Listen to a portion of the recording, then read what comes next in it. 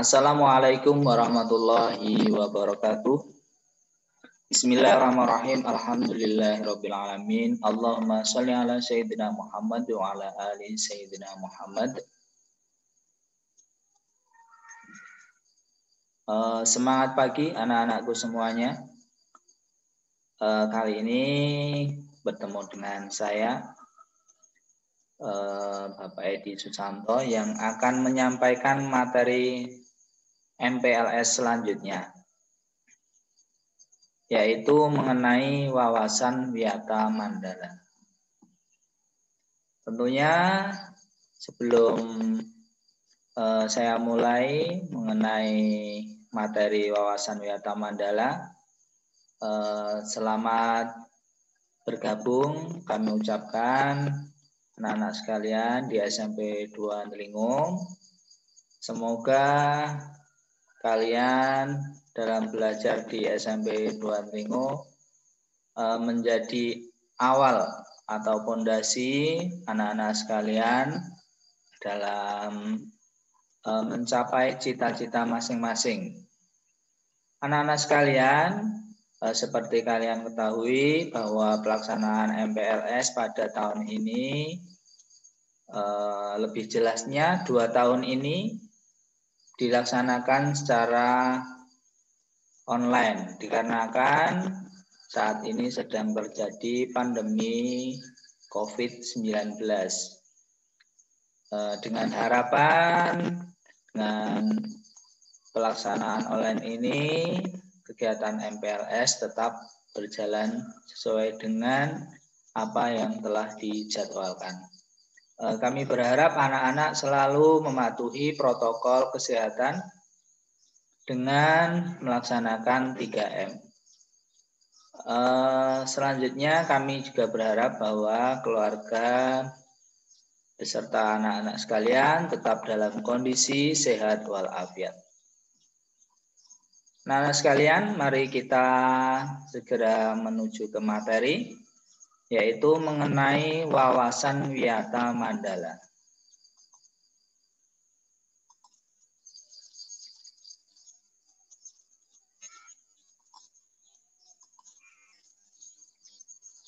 Wawasan Wiyata Mandala merupakan salah satu materi yang sejak tahun 1984 disampaikan di sekolah-sekolah melalui kegiatan penataran pengamalan Pancasila atau P4, di mana wawasan Wiyata Mandala sebagai sarana ketahanan sekolah mendapatkan dasar hukum yang ditetapkan dalam Surat Direktur Jenderal Pendidikan Dasar dan Menengah Dikdasmen nomor 130/CI.84 tanggal 1 Oktober 1984. Anak-anak sekalian, sebelum masuk ke materi inti, perlu diketahui kita harus mengetahui makna atau pengertian tentang wawasan Wiyata Mandala. Berdasarkan dari makna kata, terdapat 3 kata yang di sini, yaitu wawasan, Wiyata, dan Mandala. Baiklah, kita kupas satu persatu makna kata dari wawasan Wiyata Mandala. Wawasan adalah cara memandang, cara meninjau, cara melihat, cara tanggapan indrawi terhadap sesuatu di alam sekitar kita. Selanjutnya, kata yang kedua adalah wiyata. Wiyata berasal dari kata bahasa Jawa yang artinya pendidikan. Sedangkan yang terakhir adalah mandala. Mandala artinya lingkaran, bundaran, bulatan, atau lingkungan. Dari ketiga makna kata tersebut, maka wawasan wiyata mandala dapat kita artikan adalah cara memandang sekolah sebagai lingkungan pendidikan dan pembelajaran.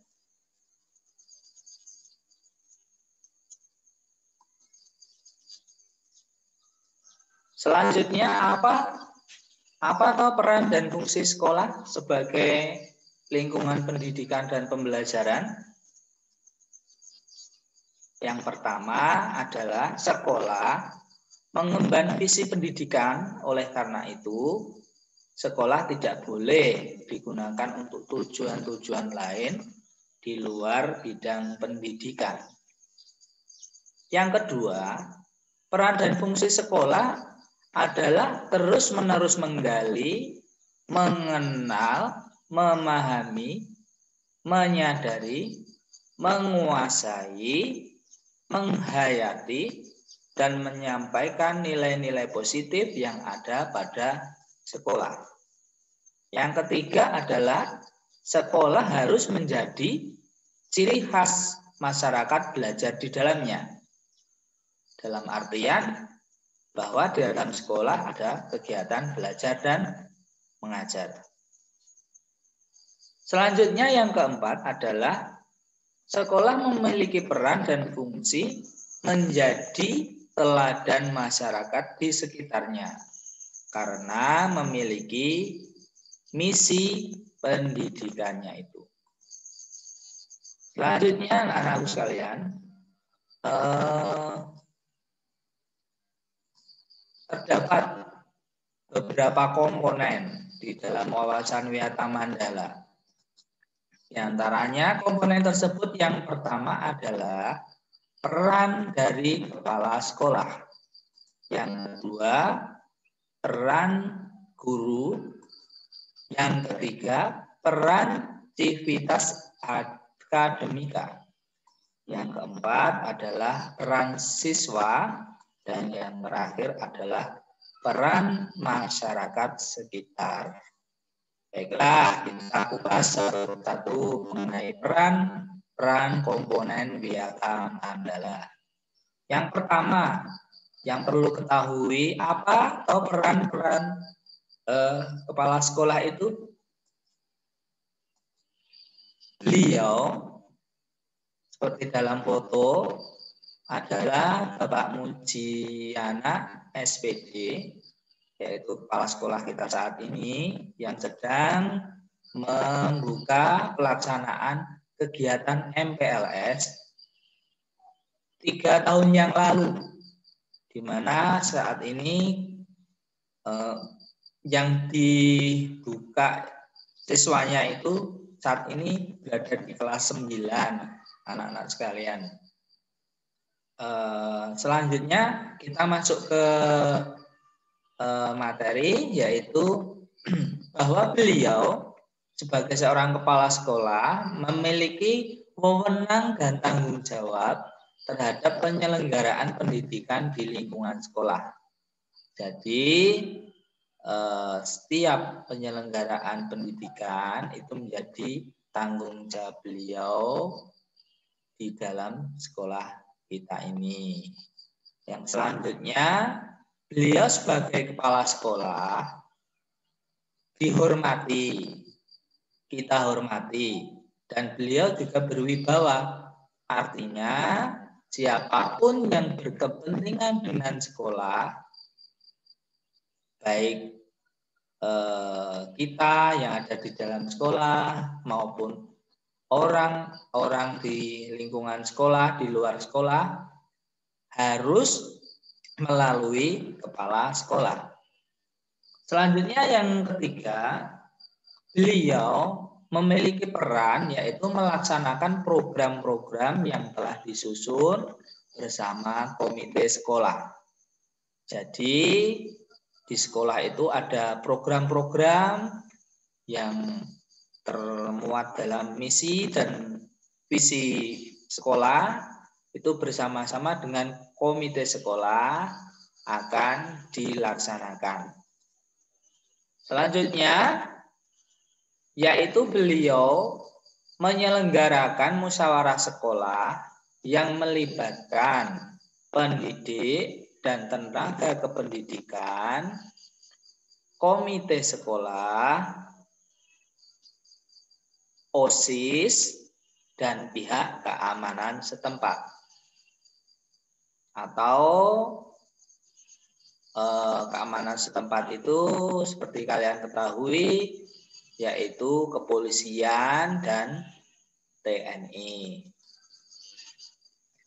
Yang poin selanjutnya adalah melakukan manajerial terhadap seluruh kegiatan sekolah sehingga unsur-unsur di sekolah tidak boleh bertindak sendiri tanpa seizin kepala sekolah. Jadi harus mendapat persetujuan dari beliau. Anak-anak sekalian, selanjutnya apa peran dari guru-guru kita? Peran dari guru yaitu selain peran mengajar, tentunya beliau memiliki peran yaitu menjunjung tinggi martabat dan citra seorang guru, baik melalui sikap dan perilakunya. Selanjutnya, seorang guru harus mampu menjadi pemimpin yang baik di dalam maupun di luar lingkungan sekolah. Selanjutnya, seorang guru menjadi sosok teladan di masyarakat.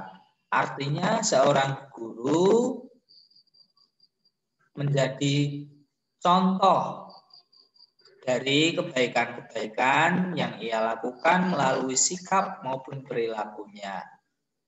Istilahnya dari katanya itu, kalau dari bahasa Jawa, guru itu bisa digugu dan ditiru. Selanjutnya, seorang guru harus mampu. Mampu bagaimana? Mampu dipercaya oleh dirinya sendiri dan oleh warga sekolah.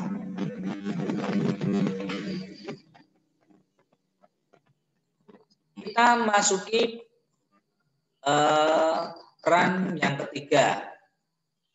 Yang komponen yang ketiga adalah peran civitas akademika. Ya, ini tampil di sini. Ini adalah bagian tata usaha dan tenaga teknis lainnya. Kebetulan di sekolah kita ini ada 5. Jadi perannya yaitu yang untuk tata usaha adalah memberikan dukungan teknis administrasi dalam rangka proses belajar mengajar. Jadi misalkan pada saat kalian akan melaksanakan upacara, nanti bersama-sama dengan OSIS, tata usaha menyiapkan segala perlengkapan upacara untuk kalian. Termasuk dalam kegiatan pembelajaran. Misalkan tintanya habis saat mau menulis, kok tidak ada tintanya, spidolnya juga habis, kalian langsung bisa menuju ke tata usaha, nanti akan diambilkan barang-barang keperluan kelas kalian yang sudah habis.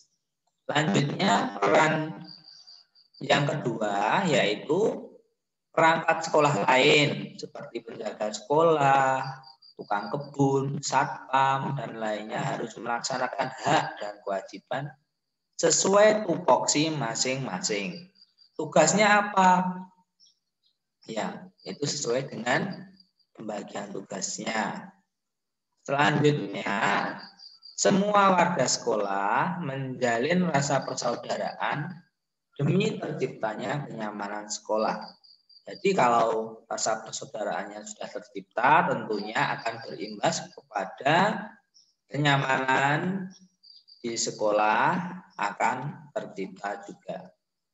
Selanjutnya, komponen yang tidak kalah penting adalah peran siswa. Nah, ini kalian harus mengetahui peran apa saja yang bisa kalian laksanakan dalam upaya untuk mencapai tujuan ketahanan sekolah melalui wawasan Wiyata Mandala ini.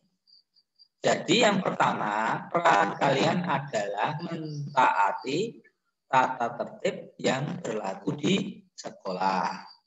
Nah, ini tentunya tata tertib ini akan disampaikan kepada kalian, nanti bisa berwujud buku tata tertib yang disampaikan oleh Pak Guru bimbingan konseling, yaitu Bapak Ikhwani Narzuki.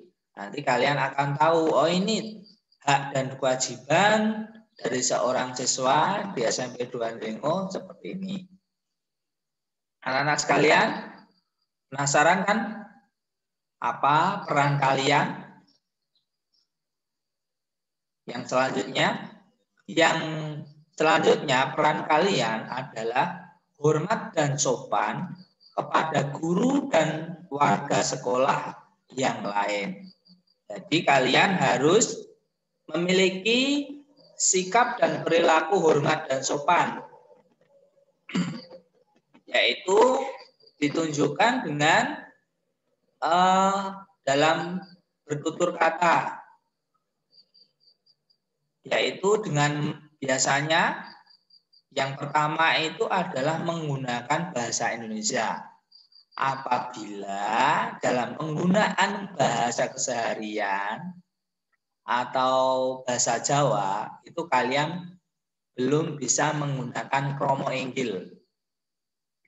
Jadi jika sudah bisa menggunakan, tentunya kepada orang yang lebih tua, khususnya guru, tata usaha, dan mungkin tamu-tamu dinas yang datang ke sekolah, jika bertemu dengan kalian menggunakan kromo inggil. Kalau tidak atau belum menguasai, maka kalian diharapkan menggunakan bahasa Indonesia. Sudah jelas anak-anak sekalian? Yang ketiga, peran kalian yang juga sangat-sangat penting, yaitu kalian hormat dan sopan juga kepada teman kalian atau siswa lainnya. Jadi dalam pelaksanaan pembelajaran, tentunya kalian yang paling sering ketemu itu adalah teman-teman kalian. Jadi kalian tidak boleh sembrono, tidak boleh melakukan bullying, isin-isin terhadap teman yang lain, tidak boleh menjahili intinya. Jadi kalian harus bersikap hormat dan sopan. Yang selanjutnya tentu menjadi tugas seorang pelajar, yaitu belajar. Jadi kalian harus merutinkan belajar yang tekun. Jadi kalian harus belajar dengan sungguh-sungguh, jangan sampai terpengaruh dengan sikap-sikap yang mengurangi semangat kalian dalam belajar. Misalkan ada game online, nonton TV dan sebagainya, itu sewajarnya saja, sehingga itu tidak mengganggu belajar kalian. Yang selanjutnya adalah menyelesaikan tugas yang diberikan oleh guru. Jadi apabila kalian mendapatkan tugas dari seorang guru, dari guru kalian, maka kalian harus menyelesaikan tugas tersebut. Yang pertama itu tentunya dengan menyelesaikan tugas tersebut, peran siswa dalam merasakan wawasan Wiyata Mandala sudah tercapai. Selanjutnya yang untuk kepentingan kalian, yaitu kalian tentunya akan mendapatkan penilaian yang baik oleh guru. Jadi kalian akan mendapat keuntungan dari menyelesaikan tugas. Dan tentunya dengan menyelesaikan tugas ini juga akan menambah pengetahuan kalian dengan usaha belajar yang tekun tadi yang telah disampaikan. Selanjutnya adalah yang keenam, menjaga nama baik keluarga dan sekolah dimanapun berada. Nah, ini dalam poin 6 ini kalian ada hubungannya dengan tindakan atau perilaku yang hormat dan sopan.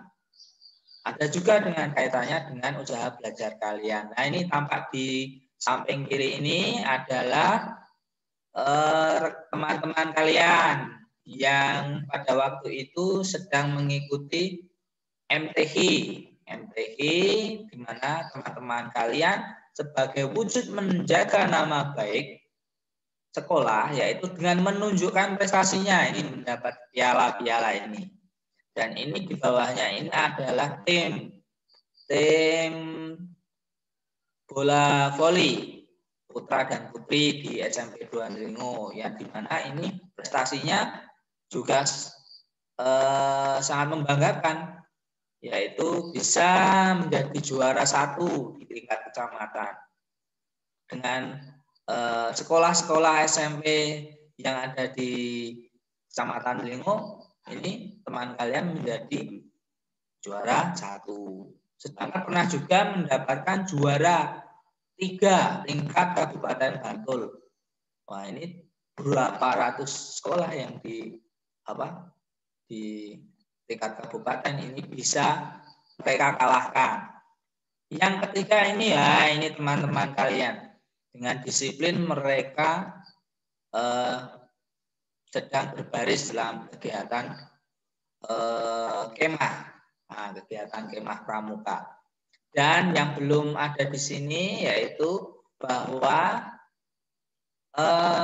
teman-teman kalian pernah juga mendapatkan juara 1 lomba upacara tingkat kabupaten. Nah, itu peran dalam usaha menjaga nama baik sekolah. Yang ketujuh, menjaga dan memelihara fasilitas belajar dan mengajar.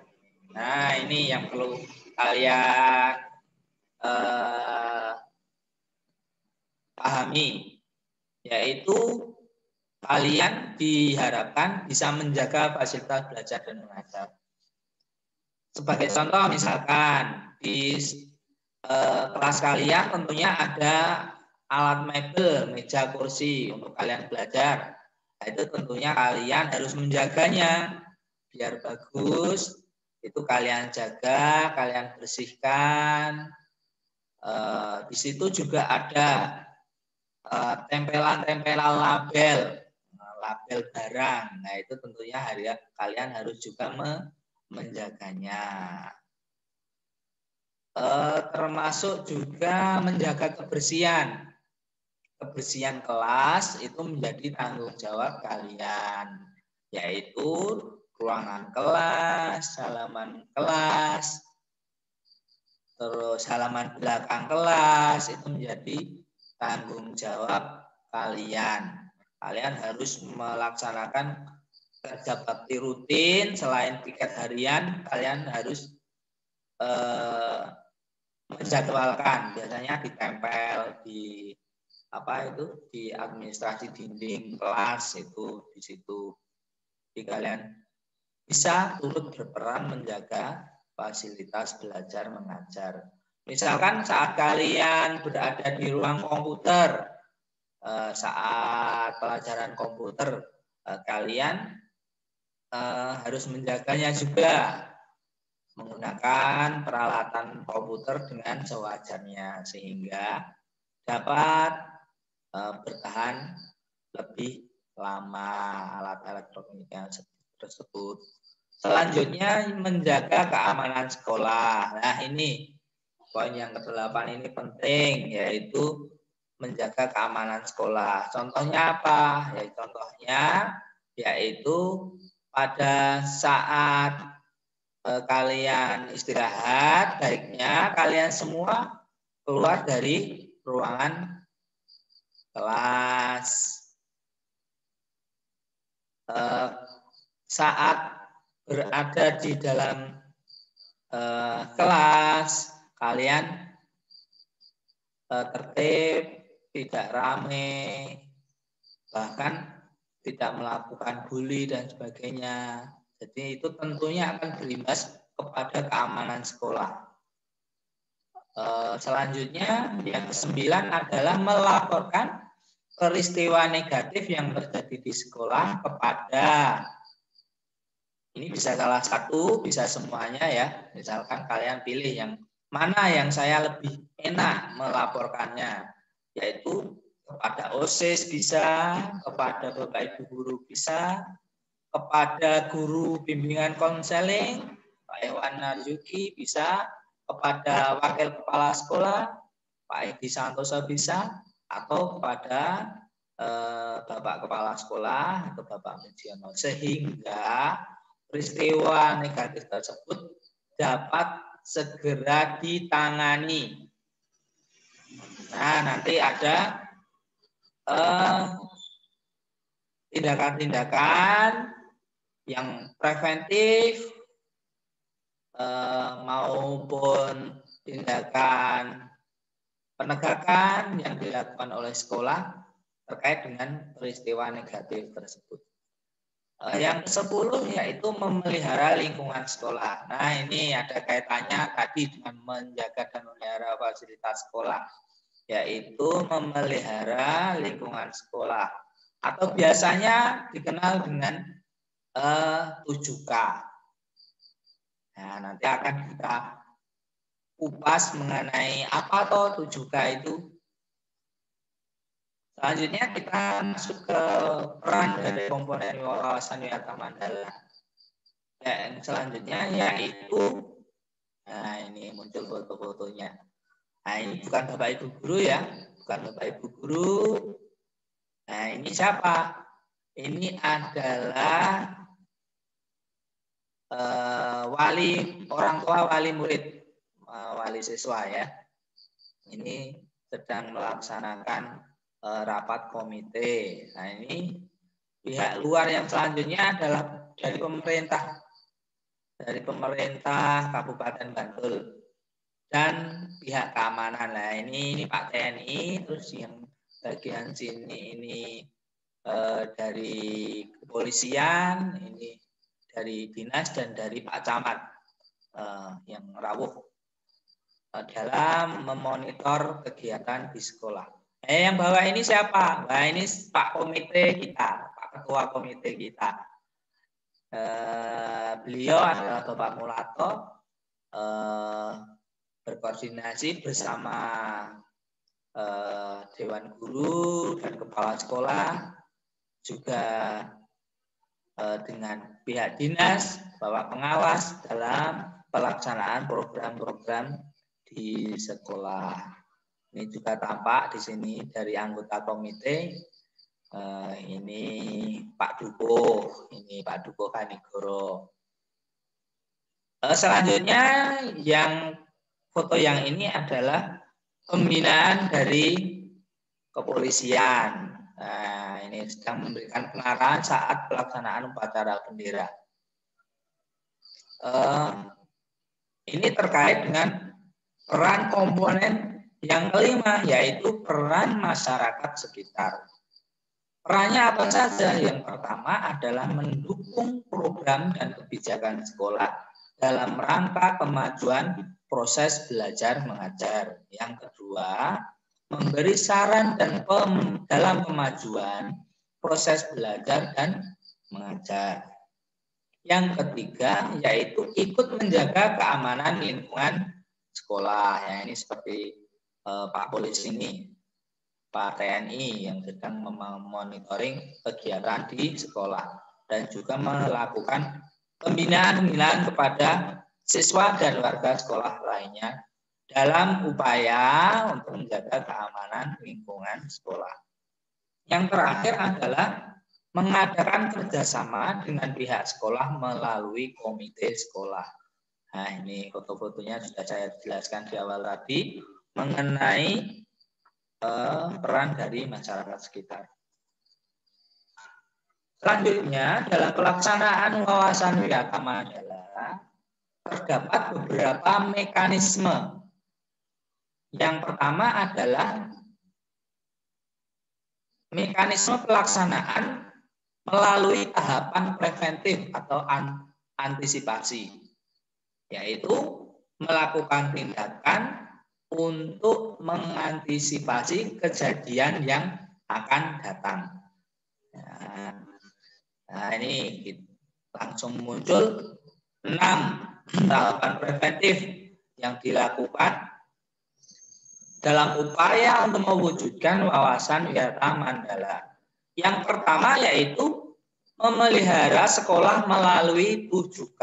Tadi sudah disampaikan juga melalui peran kalian dalam usaha melalui 7K itu, yaitu keamanan, kekeluargaan, kedisiplinan, kerindangan, kebersihan, keindahan, ketertiban. Nah, ini adalah tahapan preventif yang bisa kita lakukan. Yang kedua adalah menciptakan suasana harmonis antar warga dan lingkungan sekolah. Yang ketiga yaitu membentuk jaring pengawasan. Jadi di depan sekolah kita itu tertempel yaitu tentang sekolah aman. Nah, di situ dalam banner informasi itu ada nomor-nomor telepon yang bisa dihubungi setiap saat dalam upaya untuk menciptakan sekolah aman, yaitu dalam upaya untuk membentuk jaringan pengawasan sehingga pelaksanaan kegiatan belajar mengajar di sekolah ini dapat berjalan dengan aman. Artinya tidak ada tindakan-tindakan yang melanggar hukum. Yang keempat adalah menghilangkan segala bentuk perundungan atau bullying atau dalam di TV itu yaitu kegiatan MOS itu adalah kegiatan siswa baru sebelum MPLS yang terdapat kegiatan perpeloncoan atau bullying atau perundungan. Misalkan rambutnya diplontos, disuruh push up 1000 kali. Wah, itu pokoknya kegiatan-kegiatan yang tidak ada hubungannya dengan pendidikan dan itu sifatnya negatif atau merugikan salah satu pihak. Selanjutnya yang kelima adalah memaksimalkan kegiatan ekstrakurikuler. Nah, jadi dalam upaya untuk melaksanakan wawasan wisata Mandala ini, yaitu kegiatan ekstrakurikuler dimaksimalkan untuk tujuan meningkatkan kemampuan peserta didik dalam kegiatan belajar dan pengembangan bakat yang ia miliki. Terkait dengan ini, yaitu jarang sekali kalau istilahnya di SMP 2 ini ada jam kosong. Karena dalam materi wawasan wisata Mandala ini memaksimalkan kegiatan ekstrakurikuler ini dilaksanakan dalam mengisi jam kosong. Nah, ini karena di SMP 2 ini tidak ada jam kosong karena sudah menggunakan jam elektronik dan sudah terjadwal dengan rapi, maka hal ini dilaksanakan di luar, ekstrakurikuler ini dilaksanakan di luar jam pembelajaran. Jadi istilahnya ekstra gitu. Kalau ada ekstra itu dilaksanakan di luar pembelajaran setelah selesai. Kalau pelaksanaan 5 hari kerja itu dilaksanakan setelah jam 3 sore. Ekstranya apa saja? Nah, ekstranya bermacam-macam. Ada ekstra bola voli, ekstra menari, ekstra komputer, ekstra futsal, dan sebagainya. Banyak. Bahkan yang terakhir itu terdapat ekstra elektronika. Selanjutnya yang keenam adalah meningkatkan keamanan dan ketertiban saat masuk dan pulang sekolah. Nah, ini usaha-usaha ini diharapkan dapat mengantisipasi kejadian-kejadian yang tidak diinginkan yang mengganggu dari tujuan visi misi sekolah. Selanjutnya yaitu tahapan represif atau penegakan, yaitu tindakan yang dilakukan apabila hal-hal yang tidak diinginkan itu terjadi. Apa yang bisa kita laksanakan? Yang pertama adalah mendamaikan pihak yang terlibat perselisihan atau berkonflik. Nah, ini perselisihan dan konflik ini adalah suatu yang amat tidak kita inginkan. Tetapi apabila hal ini sampai terjadi, maka kita sebagai komponen sekolah itu harus mendamaikan pihak-pihak yang terlibat di dalamnya. Yang kedua yaitu menetralisir isu negatif yang berkembang. Nah, ini apabila di sekolah ada isu negatif yang berkembang, yang berbuah dari hasil dari ghibah, ngerasani, dan sebagainya, atau bahkan ada berita-berita yang belum tentu jelas kebenarannya, atau istilah katanya sekarang ini adalah hoax, itu kalian jangan menyebarkan. Jangan langsung disebarkan ke teman-teman kalian atau pihak sekolah yang pihak-pihak dalam sekolah yang lain, atau bahkan di luar sekolah. Tindakan kalian adalah menetralisir isu negatif tersebut. Nanti dikomunikasikan dengan Bapak Ibu guru agar bisa dilakukan tindakan.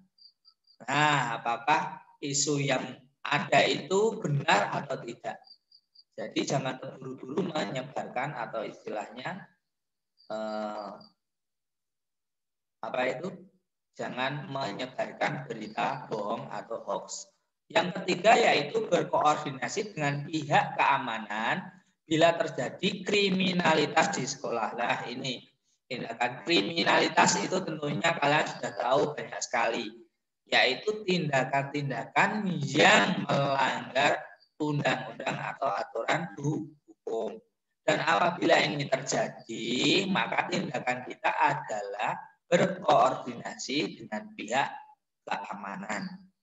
Selanjutnya yang keempat adalah penyelesaian kasus secara hukum terhadap kasus yang melibatkan pihak luar sekolah. Nah, apabila ada kasus-kasus yang berhubungan dengan pihak luar sekolah, dengan dalam sekolah, itu penyelesaiannya kita adalah menggunakan penyelesaian secara hukum yang terkait dengan nanti pihak keamanan. Yang kelima yaitu mengadakan bimbingan dan penyuluhan atau bimbingan konseling untuk saat ini, di mana Bapak BK kita Pak Ihwani Narzuki akan memberikan solusi-solusi tips dalam kalian belajar sehingga kalian dapat mencapai target kalian dalam belajar melalui kegiatan bimbingan dan konseling tersebut. Yang keenam adalah memberikan sanksi sesuai tata tertib yang berlaku. Nah, ini kembali kepada kalian yang poin tadi, yaitu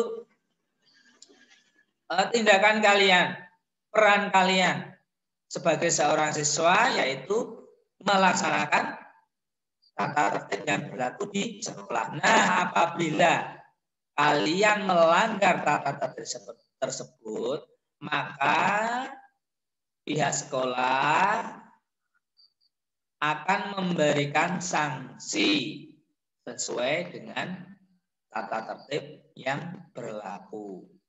Itu nanti tata tertibnya, yaitu sanksinya itu yang pertama bisa sanksi lisan, yang kedua sanksi tertulis, yang ketiga sanksi yang paling berat yaitu dikeluarkan dari sekolah. Nah, ini adalah tahapan-tahapan represif atau penegakan apabila hal-hal yang negatif terjadi di lingkungan sekolah kita. Selanjutnya perlu diketahui bahwa banyak sekali kegiatan di sekolah. Nah, dari kegiatan-kegiatan tersebut tentunya ada kaitannya dengan pendidikan. Nah, apabila tidak sesuai dengan dengan misi dan visi dari pendidikan, maka terdapat kegiatan-kegiatan yang dilarang dilaksanakan di sekolah. Contohnya apa? Yang pertama adalah promosi dan penjualan produk yang tidak ada hubungannya dengan pendidikan. Yang kedua yaitu sekolah menjadi tempat penyebaran aliran sesat dan penyebaran agama tertentu yang dilarang undang-undang. Jadi sekolah tidak boleh menjadi tempat dari kegiatan yang tersebut dalam poin 2 ini. Yang ketiga adalah sekolah tidak boleh menjadi tempat kegiatan propaganda politik atau tempat berkampanye. Yang keempat yaitu sekolah tidak boleh menjadi tempat melakukan kegiatan syuting film atau sinetron dan semacamnya tanpa izin dari pemerintah daerah atau pemerintah Kabupaten Bantul dan pemerintah di atasnya tentunya. Yang kelima yaitu kegiatan yang dilarang dilaksanakan di sekolah adalah kegiatan yang dapat menimbulkan kerusakan, perselisihan, sehingga suasana sekolah menjadi tidak kondusif. Misalkan yang di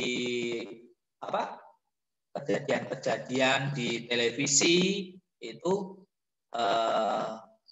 misalkan tawuran antar pelajar itu tidak boleh dilaksanakan di sekolah maupun di luar sekolah. Karena tentunya kegiatan yang melanggar tersebut sesuai dengan undang-undang yang ada, peraturan yang ada, tentunya akan mendapat sanksi baik dari sanksi sekolah maupun pihak keamanan setempat.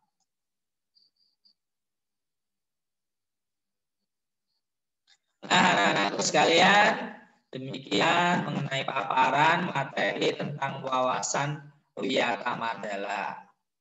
Tentunya masih banyak hal-hal yang kurang dalam materi ini. Kalian tentunya bisa belajar secara mandiri, melihat informasi melalui handphone kalian, melalui laptop kalian tentang apa saja hal-hal yang terkait dengan wawasan Wiyata Mandala yang belum saya sampaikan pada saat ini. Terima kasih kalian telah mengikuti materi ini dan tetap bersemangat dalam melaksanakan kegiatan MPLS atau masa pengenalan lingkungan sekolah. Saya ulangi lagi bahwa saat ini kita sedang menghadapi pandemi COVID-19. Tentunya kalian harus menerapkan 3M, yaitu kalian harus tetap berada di rumah dalam masa PPKM ini dengan tujuan kalian bersama keluarga kalian, teman-teman kalian dalam kondisi sehat walafiat, sehingga dapat melaksanakan kegiatan belajar mengajar baik daring maupun luring dengan kondisi sehat. Saya akhiri, banyak kekurangan saya mohon maaf. Wassalamualaikum warahmatullahi wabarakatuh.